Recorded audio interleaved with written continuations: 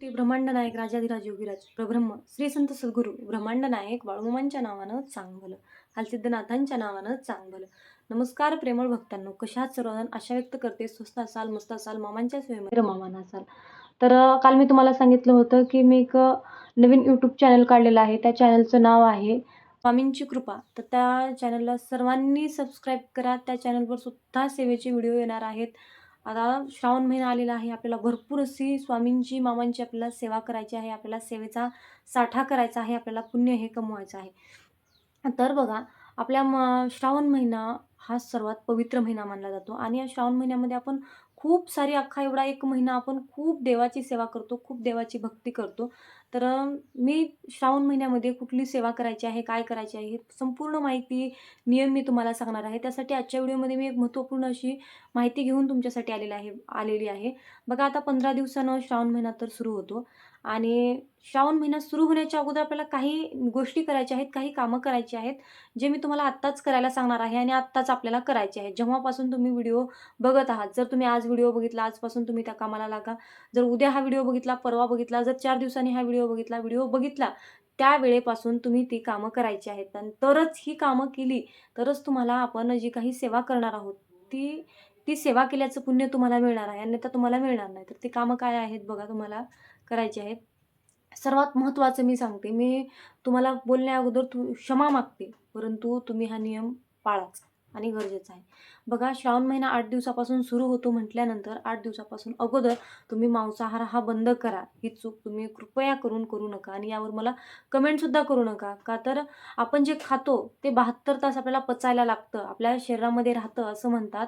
आणि बघा, जो सेवेकरी एकादशीचा उपवास करतो, त्यांनी मसुरीची डाळ ही आयुष्यामध्ये कधीच खाऊ नये असं सांगतात. का तर ती 15 ते 20 दिवस आपल्या शरीरामध्ये असंच आपण खाल्लेलं अन्न कुठं ना कुठेतरी कण का होईना साठून राहत असतं. म्हणून श्रावण महिना 8 दिवसानं चालू होणार आहे म्हटल्यानंतर तुम्ही अगोदरच मांसाहार बंद करा. त्यानंतर आपल्याला जी कामं करायची आहेत मी तुम्हाला सांगणार आहे. तर ती कामं कोणती आहेत? सर्वात अगोदर आपल्या घरामध्ये जे आपल्या टीव्हीच्या मागे, फ्रीजवर, जे देवघराच्या कोपऱ्यामध्ये किंवा देवघरामध्ये आपण जे काही ग्रंथ, पुस्तकं, आपलं आसन, हे काही वस्तू ठेवतो, या ठिकाणी बऱ्याच प्रकारची धूळ साठलेली असते आणि ही काही आपण या काही वस्तू आपण रेग्युलरमध्ये क्लीन करत नाही. त्याचबरोबर जे काही आपल्या घरामध्ये पडदे असतात, ते पण आपण क्लीन करू शकत नाही. एक गोष्ट मी समजू शकते, की आपण बाबा आपले जे काही पडदे वगैरे आहेत किंवा आपलं आतरायचं-पांघरायचं जे आहे, ते आपण धुवू शकत नाही. का तर पाऊस चालू आहे आणि ते वाळणार सुद्धा नाही. त्यामुळे जे काही आपले पडदे आहेत, ते आपल्याला स्वच्छ करून, धूळ साफ करून घ्यायची आहे. घरातील जाळ्या जळमटं हे तुम्हाला साफ करून घ्यायचे आहेत. घरामध्ये कुठेही जाळी जळमट राहणार नाही, याची काळजी घ्यायची आहे. आणि घर हे स्वच्छ केल्यानंतर तुम्हाला एक काम करायचं आहे. तुम्हाला आपल्या घरामध्ये गंगाजल असणं हे गरजेचंच आहे. मी सांगितल्याप्रमाणे तुम्ही घराची साफसफाई केली आणि घरामध्ये गंगाजलच नाही, घरामध्ये गोमूत्रच नाही, घरामध्ये तुमच्या भीमसेनी कापूरच नाही, तर तुम्ही जेवढी काही साफसफाई केला, या सेवेला, या साफसफाईला काहीच अर्थ नाही, काहीच अर्थ उरणार नाही. म्हणून मी जे सांगते ते नीट लक्षपूर्वक ऐका.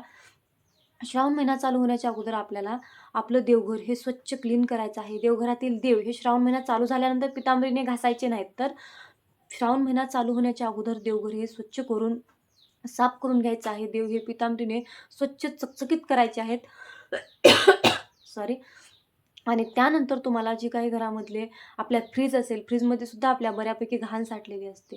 तर यामुळे काय होतं, जी आपल्या घरामध्ये घाण साठलेली असते, यामुळे कुठेतरी आपल्या घरामध्ये नकारात्मकता वास करत असते आणि त्या नकारात्मकतेमुळे आपल्या मनामध्ये नकारात्मकता असते आणि जे आपले मोबाईल फोनमुळं, टीव्हीमुळं, हे जे काही आपण वाईट आपल्याला व्यसन आहे असं म्हणायला हरकत नाही. त्यामुळे आपलं मन हे भरकटलेलं असतं, देवाच्या भक्तीत नसतं, ना कुठल्याही चांगल्या कामामध्ये आपलं मन लागत नाही. तुम्ही कुठलं एखादं चांगलं काम करायला जावा, मन म्हणतं राहू दे आज, उद्या करू. आज कुठलं मला आज एक चांगला व्हिडिओ काढायचा होता, तो मन लगेच सांगतं राहू दे आज, उद्या काढशील. म्हणजे एक निगेटिव्हिटी आपल्या मनामध्ये साठलेली आहे आणि ती निगेटिव्हिटी आपल्याला पॉझिटिव्ह कामाकडे जात नाही, पॉझिटिव्ह विचार करू देत नाही. म्हणून आपल्याला सेवेचं फळच प्राप्त करून घ्यायचं असेल, तर घरातली घाण अगोदर बाहेर काढणं गरजेचं आहे. घर एकदम क्लीन करायचं आहे. घर एकदम प्रसन्न झालं पाहिजे. अगदी एकच रूम असू द्या, पण ती स्वच्छ क्लीन झाली पाहिजे, याची काळजी घ्या. आणि त्यानंतर आपल्याला भीमसेनी कापराचा वापर करायचा आहे. तर भीमसेनी कापरावर एक मी व्हिडिओ ऑलरेडी बनवलेला होता. तो तुम्ही बघितला नसेल तर मी आणखीन एक व्हिडिओ त्यावर घेऊन येणारच आहे. वास्तुशास्त्रामध्ये भीमसेनी कापराला खूप सारं महत्त्व दिलेलं आहे. भीमसेनी कापूर हा आरोग्यासाठी सुद्धा वापरला जातो. आरोग्यासाठी सुद्धा त्याचे खूप सारे फायदे आहेत. त्यानंतर उपाय प्रभावी तोडगे करण्यासाठी सुद्धा त्याचे भीमसेनी कापराचे खूप सारे महत्त्व आहे. घरातील निगेटिव्हिटी बाहेर काढण्यासाठी आणि माता लक्ष्मीचा आशीर्वाद आपल्या घरावर प्राप्त करून घेण्यासाठी भीमसेनी कापराचा खूप सारे फायदे आहेत. आता हा भीमसेनी कापूर तुम्हाला कुठे मिळेल? तर हा भीमसेनी कापूर तुम्हाला पूजा साहित्याच्या दुकानामध्ये मिळतो किंवा किराणा दुकानामध्ये सुद्धा मिळतो. अगदी या कापराच्या अशा वड्या असतात, ज्या आपण छोटा-छोटा कापूर वापरतो तशा वड्या नसतात, तर अशा मोठ्या वड्या असतात. एकच वडी लावली तर आपली आरती सुद्धा होऊन जाते आणि जो काही आपण उपाय तोडगा करत आहोत, तो सुद्धा होऊन जातो. म्हणून भीमसेनी कापूर तुम्हाला वापरायचा आहे आणि गंगाजल आणि गोमूत्र या 3 वस्तू आपल्या घरामध्ये असणं गरजेचं आहे आणि श्रावण महिना चालू होण्याच्या अगोदर हे जे काही छोटे तुम्हाला नियम सांगितले आणि सर्वात महत्त्वाचा नियम मी तुम्हाला सांगितलेला म्हटलं तर मांसाहार तुम्हाला टाळायचा आहे. काही लोक असं करतात, की उद्या श्रावण चालू होणार आहे, आज संध्याकाळी 12 पर्यंत मांसाहार करतात. तर असं करू नका. खाल्लेलं कुठं जातं? ते आपल्या पोटात राहतं. म्हणून या चुका करू नका. श्रावण महिना तुम्हाला आत्ता काय खायचे ते खाऊन घ्या. मी असं म्हणत नाही, की बाबा तुम्ही शाकाहारीच व्हा, तुम्ही माळच घाला, तुम्ही देवदेवच करा, तुमचं संपूर्ण आयुष्य देवामध्येच घालवा, असं मी म्हणत नाही. मी तुमच्यावर कुठल्याही प्रकारचं बंधन लादत नाही. तर मला एकच तुम्हाला सांगायचं आहे, की श्रावण महिना 8 दिवसानं चालू होतोय.